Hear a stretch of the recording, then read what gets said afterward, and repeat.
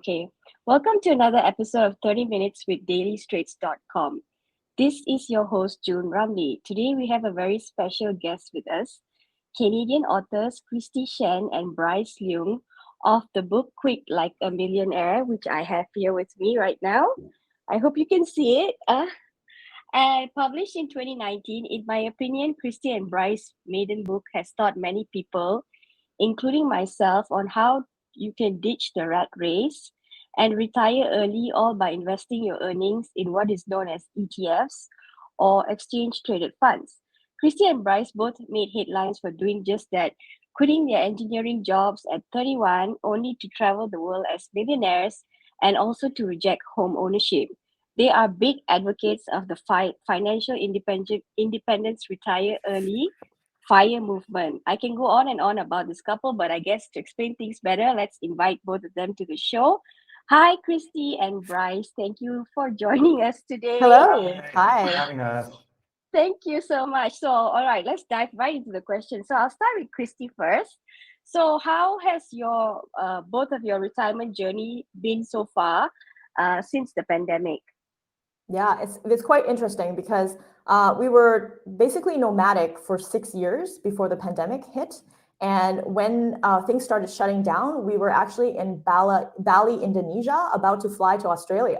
We were so where you were. We had to take everything. the Perth. Yeah. It was like everything shut down. Yeah. Damn it. We were so close, only 2.5 hours from where you are. But yeah, so unfortunately, because of the pandemic and also because of a family emergency, we had to go back to Canada.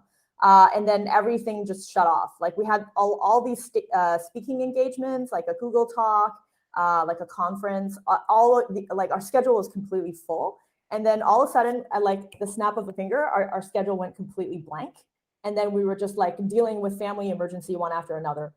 So it's been a challenging 2 years. It's been as it was for everybody around the world, and nobody was really expecting it to be at this scale. So what happened when we went back to Toronto was that the one small bright side of the pandemic was that we were able to reconnect with a lot of family and friends, not in person, obviously on Zoom calls, but like because of that, then we actually had kind of like pandemic was like a big reset, which caused you to kind of reanalyze everything and kind of like reset your priorities. And for a lot of people, like do some meditation and figure out what it is that you want to do with your life. And for us, I thought that everything would be very expensive going back to Toronto, especially coming from Southeast Asia prices, as you know, like Malaysia and Thailand and all those places. It wasn't actually as bad as I thought it would be, because I was like, oh God, now I have to pay like 3 times as much for everything back in Canada.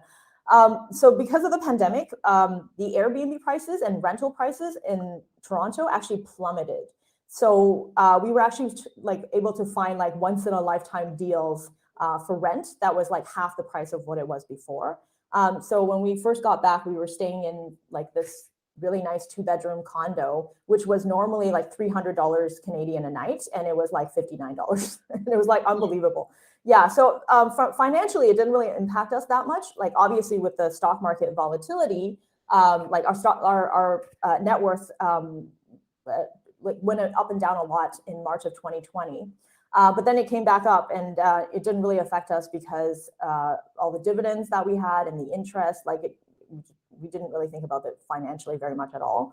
So the pandemic was really a big reset in basically clearing our entire schedule and refocusing our energy instead of on talks and on traveling. It was refocusing it on family and really trying to help our parents and take care of them.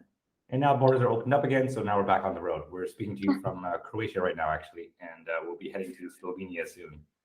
Awesome. Okay, so Bryce, so Kristy said that your investments didn't dip. So did it go up? Because some FIRE people reported that during the pandemic, they actually saw a big hike in their investments. Somehow, things worked out for them. What was your? Yeah, I mean, like there was a brief period of a very short, sharp drop in March 2020 or so.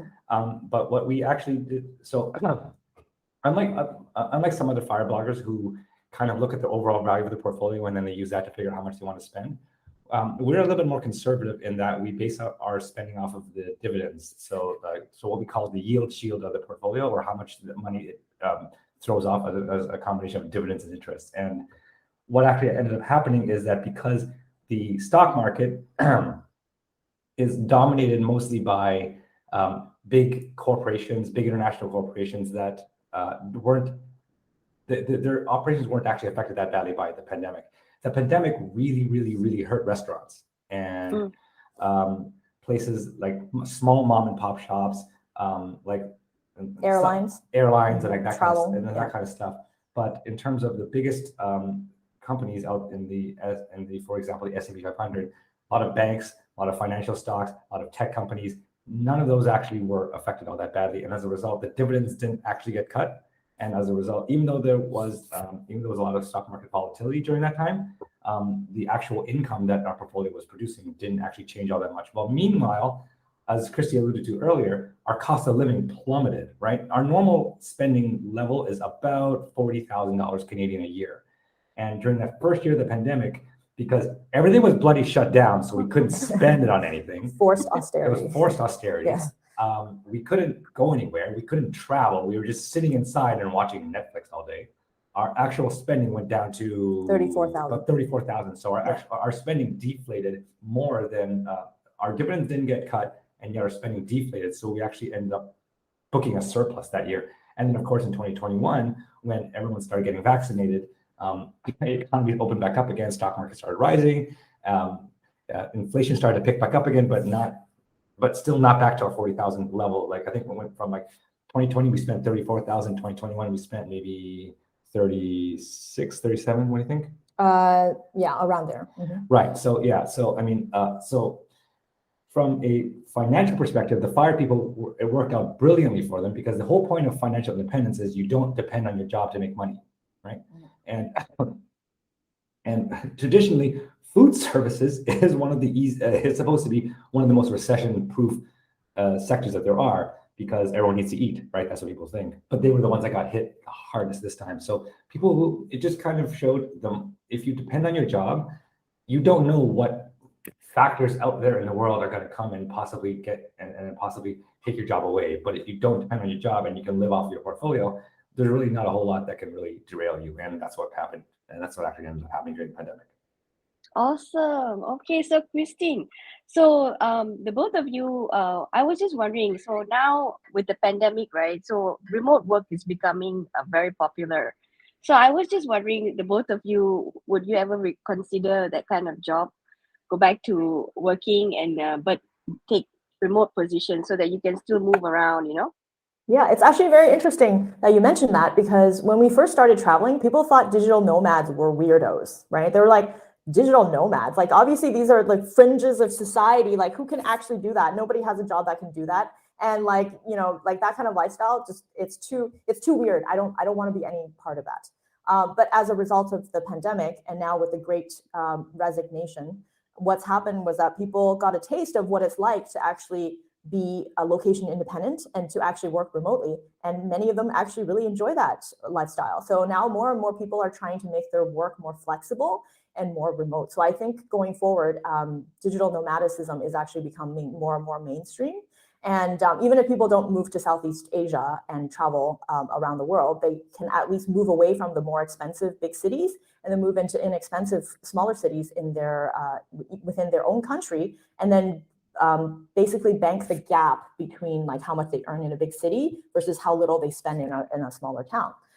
In terms of whether we will be doing any kind of remote work, like, I mean, I could if it's, right? I mean, if it's I mean, we're already like writing blog. It's already kind of like freelance things that we want to do. Yeah. It's all about choice. It's like, I won't do something just for money. I have been offered quite a few kind of roles where it's like, would you like to make a podcast? We can split the income. Like, would you like to like write a sponsored post about this bank, and then we'll like, you know, pay you this much to like shill for our ETFs that, you know, they're not really great. I don't quite agree with it. So like, would you like to promote Bitcoin on your blog? Like all sorts of, I've been offered all sorts of, and some of them quite highly paid. But at this point in my life, my value is not about earning money. It's really about in like my priorities are more about like relationships and like doing what I love. So it really is about choice. And I'm not going to say yes to any job just because of the money. So it has to be something that I'm really passionate about. Awesome, great answer. So, okay. So, Bryce, so this book is really good. It reads Thank very, you. very easily like a novel. I really like it, enjoyed it. So I was just wondering, are you planning to update your book to include a new chapter on how to approach fire during pandemic? Because this is like an unprecedented time. So I was just wondering. In terms of updating the book, I mean, like in the book, we refer to, so we talk about how the portfolio and how your investments kind of operate in a time of crisis. So back then we were talking about 2008. We were talking about the oil embargo that Saudi Arabia was pulling, and then there was like the whole mess of the Trump years and like what they were going to do with healthcare in the U.S. Each time the advice is basically the same, which is if you're still accumulating, so you're still working your way towards your FIRE portfolio or towards financial independence, keep putting money into it, and so that you buy the dips, right? So we have readers who saw that opportunity in March 2020 when all the stock markets went down really, really sharply. They poured a lot of money into the stock markets, and then they were able to participate in that bounce back up really, really strongly. And that's the right thing to do. And that was the right thing to do. And so that advice hasn't changed. In terms of like updating it, in terms of talking about current events, we prefer to do that on the blog, because when you write a book, from actually writing it down onto the page and you actually being able to, a reader actually being able to read it, takes about 2 years. Yeah, there's a lot of editing involved. There's a ton of editing, and there's a ton of like contract negotiations and that kind of stuff. So a book isn't a great way to like talk about current events. A blog, I can just write a post and then it's up on the thing. So I like to think of the advice that in the book as kind of classic that doesn't change. And then I try to, and then anything that I update and I adapt to current situations, I write about and I tell people what I'm doing on the blog, because that's just a much faster way of actually getting our content up. Awesome. Okay. So, Kristy, what would you say to someone who's fearful of investing? Yeah, I would say I hear you and I understand where you're coming from, because I have been there before, especially coming from like the background of scarcity. Like a lot of that comes from scarcity mindset. So if you grew up in poverty, you're going to look at money as something that is very precious, and it's very hard to put it into the stock market, especially with that mentality of like, I have to hoard every penny that I ever make, because I may never see another penny again. So I understand where that is coming from. And the thing is, I like to think of it, you have to kind of change how you think about money in order to be able to invest. From another angle, you can think about it as if you don't invest, you're actually losing a lot of money to inflation. And people don't think about that. Like, I'm just going to put my money in a savings account. It's going to be super safe. It's like, yeah, but you're earning like less than 2%. And inflation is running up to like 5 or 6%, even 7%. So you're actually losing money by putting it into a savings account, versus if you're investing it, you're actually getting you're actually investing in the companies that are making money from selling products. And as a result, you're actually benefiting from the inflation, because you're actually getting the returns in terms of dividends and in terms of capital gains. So that's another way of thinking about it. Like, instead of thinking I'm going to lose money by investing, like what are you losing by not investing? And I also think that it's perfectly okay for people to take baby steps towards investing. Like, I'm not saying like just put everything you've ever owned in there and then shut the heck up and just stop being a baby. Like, I can't quite teach investing in that way. It's like sometimes you have to wade into the waters carefully. And that's why we have the completely free investment workshop on our site, so that you can try it out, maybe with like a small amount of money at the beginning, just so that you feel comfortable and you understand what's going on. And then if you feel like you actually understand it and you're feeling comfortable, then you can invest more. So I would definitely not berate anyone for being afraid to invest, because I was absolutely there before, especially if you come from a poverty background. But just think about what you're missing out on if you don't invest, in terms of losing your money to inflation. Awesome, great. Okay, Bryce. So actually, I think I heard somewhere where Kristy was actually saying that she might buy a house after all. So in the last 2 years, right, with the pandemic and everything, did you ever cross your mind to change that stance that you have about home ownership? Like, finally relent to it and actually buy a house? No, I mean, like when we in the first year of the pandemic, so what was happening? We were trapped in Toronto, and normally we don't like owning a home means we can't travel because you have to always constantly keep watch over your house. So that was the reason why we didn't want to do that. When we were in Toronto, there was a brief period of time, like an 8 to 12 month period, in which people were fleeing the downtown, the historically expensive downtown center, because back then people were like, they were afraid of apartment buildings, they were afraid of condo buildings, they were afraid that people would, they would catch COVID by going into the elevator and stuff like that. So people were leaving the expensive downtown core and fleeing out into the suburbs and trying to find like farmhouses in the middle of nowhere. So condo prices inside the city started to come down. And I think I wrote at some point, maybe if it comes down enough, that we might consider it.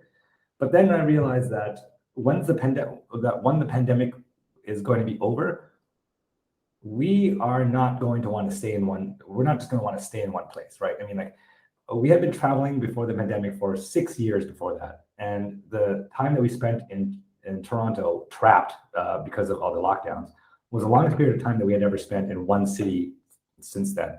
And we hated it. Like, it sucked, right? I mean, it wasn't just being in one city. It was also being trapped inside your apartment because everything was shut down and everyone was afraid of like going outside.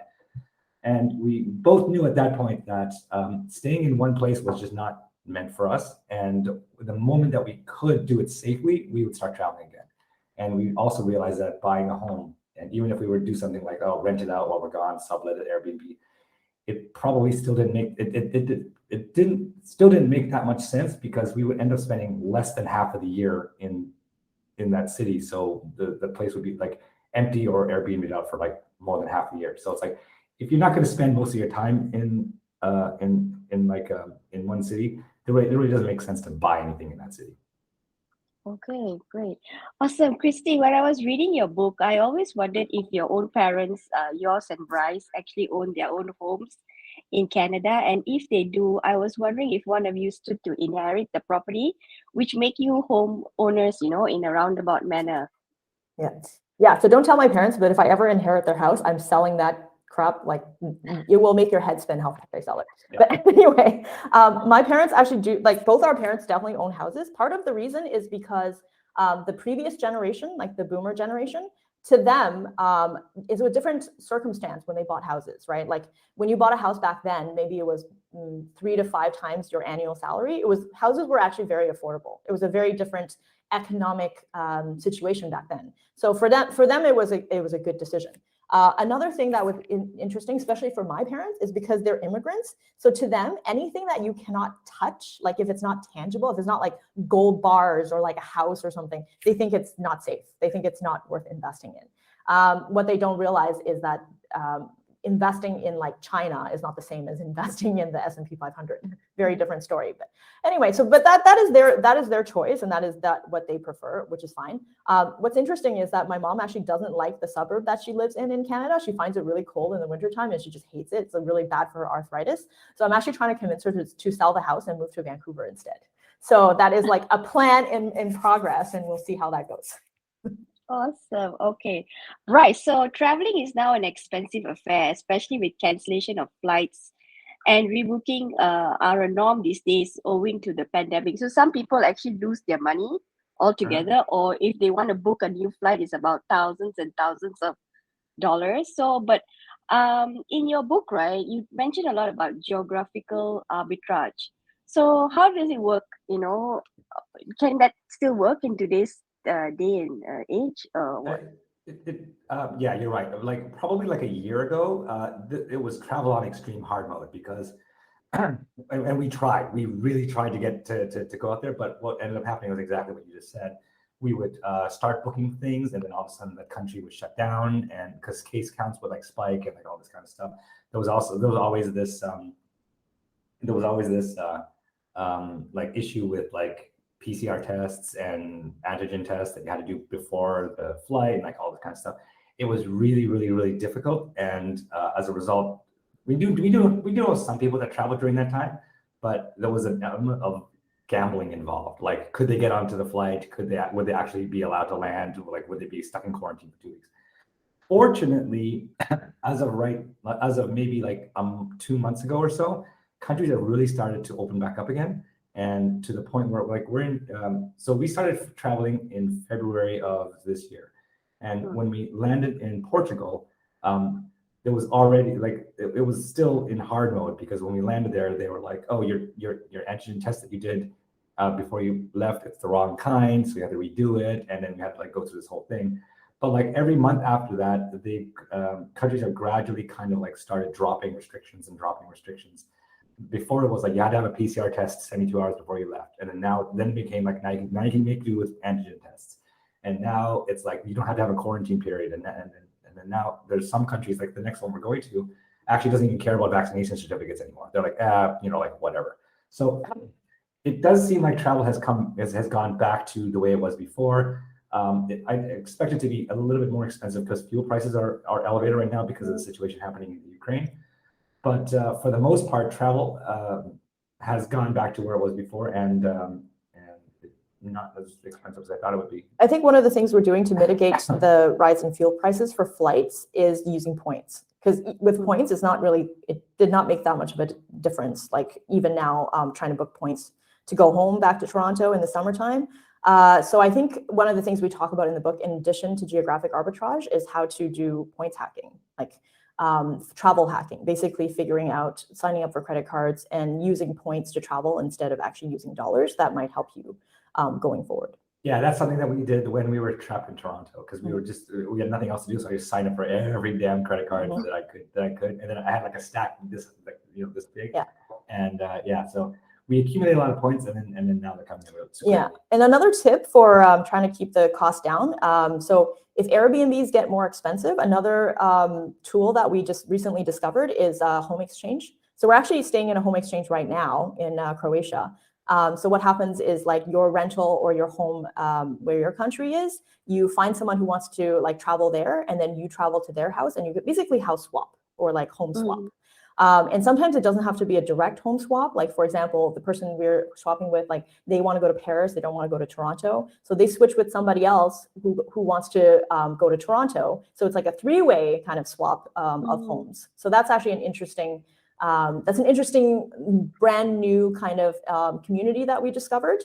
And as a part of this home exchange, people are really, really nice. Like they go out of their way to help you. They're like, "Oh, I'm going to introduce you to my neighbor who's going to help you like find a rental car." And then their neighbor's like, "I can pick you up from the airport if you need my help." And like just people are very, very going out of their way to show you their city because they're very proud of it. So it's like a different way of traveling outside of Airbnb as well. So that's homeexchange.com. Awesome. So, okay.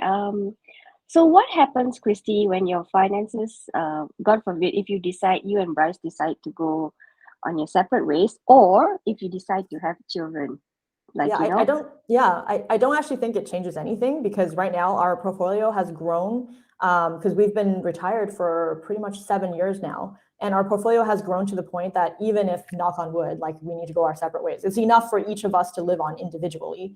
And if we have kids, it's actually not that expensive to have kids. I just think in North America, people just say it's like a lot of it is childcare is very, very expensive, right? But if you're financially independent, you don't need to work. So you don't need to pay for childcare. You take care of the child yourself.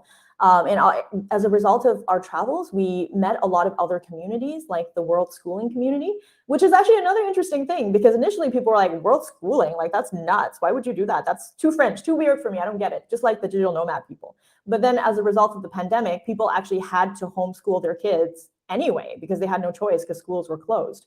So that's actually like, we actually have friends that originally was very against the idea of homeschooling. They were like, that's interesting, but I don't think I could ever do it. But then they were forced to do it because they had to take their kids out of private school, and they're like, wait, why am I paying all this money and they're not really learning anything, and it's all remote anyway? Maybe I'm going to try to do this homeschooling thing. And they tried it and they really liked it, and then now they like traveled to Costa Rica and started homeschooling, and they're like, oh, this is actually very interesting. So there's like many different ways to raise kids, and there's many different ways like the expenses for raising kids varies depending on how you parent and where you live. So I don't think that's going to change anything really financially. Even if it costs a bit more money, I have already allocated enough for that. And I have I have backup plans for it if we actually decide to have kids. So I don't think it will change anything. Cool. So Bryce, so Kristy has written a post before about boredom. So some people, when they are fired, they tend to get bored because they don't have that 9 to 5 thing to go Sure. anymore. So I just wanted to ask your advice. If someone has fired but wants to return back to full-time employment, so there is like a big gap in the resume when they do that. So how do they tell the employer? Do they like tell the employer? Are they going to be upfront? Is it a good idea for them to be upfront about their financial status to tell the possible employer that I'm already rich, but I'm bored and I want a job, or lie? No, that's To no, that's not a good thing to say in an interview. I think that if you are, so I do know some people that try this whole, like, financial independence is great, but and the retire early part is the stuff that is, it does get people excited and it is attractive. But yeah, you're right. Not everybody. Some people really legitimately enjoy their jobs, and some people wouldn't know what to do with themselves if they were just stuck at home, because you can only watch so much Netflix until it does get boring. So I always encourage people to think about what identity that they would want to have outside of their work, because the day is going to come when you're going to retire normally anyway, right? So you have to solve that problem. For us, we wanted to be writers, so so as a result, we didn't really retire and then just sit around doing nothing. We retired into a new identity, and that's when we started the blog and the book and all this kind of stuff. But if people do retire and then decide that it's not for them, that's okay. And when going back to work, just say, I decided to take a 6 month or a gap year and that kind of thing, right? That's actually pretty common, even in the tech industry, for people to just kind of just take a break for some time and then realize, okay, now I've taken a break and now I have all this energy that I want to devote back to my new employer. And don't brag about how much money you have in the interview. That usually does not go well. Yeah, I just want to add another thing you can do, which we did a bit of after we quit, was volunteering. So we volunteered for this nonprofit, and we were their tech directors. So we did like managing their email, setting up their, developing an app for them, like doing things like that. That's still related to the skills we already had as engineers. So that's a way to keep your skills up and also like do something good for the world now that you have all this time and you have money. So that if you ever decide to go back, then your resume will not have a big gap. It will actually have all this experience. Like, I work for a nonprofit. That's absolutely legitimate in terms of something to put on your resume. And then you are also helping the world in some way. So it doesn't have to be all or nothing. It doesn't have to be like, I'm just going to retire and do nothing. You can always work on other opportunities and then write that as part of your resume. Awesome. All right. That is all the time that we have for today. We have just been speaking to Kristy, Shen, and Bryce Leung, author of the book. I'm going to push it up again. I hope you see it. Maybe not. It's Quit Like a Millionaire. It's available on Amazon. Thank you, Kristy and Bryce, for joining us today from Croatia. Thank you for having us. Thank you. So the pleasure is all ours. Be sure to join us next time as we aim to interview another awesome individual across the globe. Thank you.